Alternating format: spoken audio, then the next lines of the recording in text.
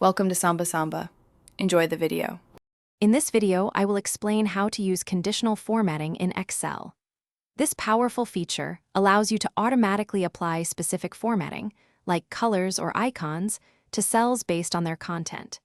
It's incredibly useful for quickly visualizing data, identifying trends, and highlighting important information. You can set up rules to change cell appearance when values meet certain criteria, making your spreadsheets much more insightful and easier to understand at a glance. Applying basic conditional rules is straightforward.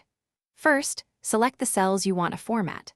Then, navigate to the Conditional Formatting option on the Home tab. You can choose from several built-in options, such as highlighting cells that are greater than a specific value or showing the top 10 items.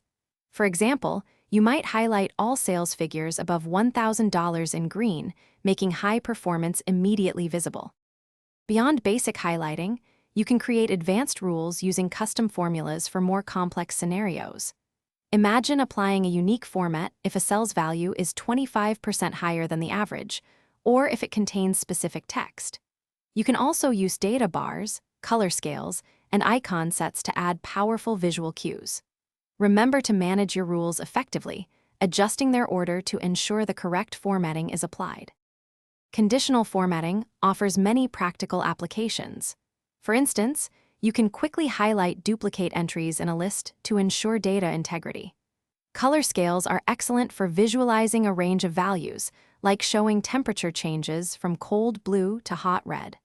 Icon sets can indicate trends, such as an upward arrow for increasing sales. Always remember that you can easily clear all rules from a selected area or the entire sheet if your formatting needs change. Thanks for watching. Consider subscribing if we helped you.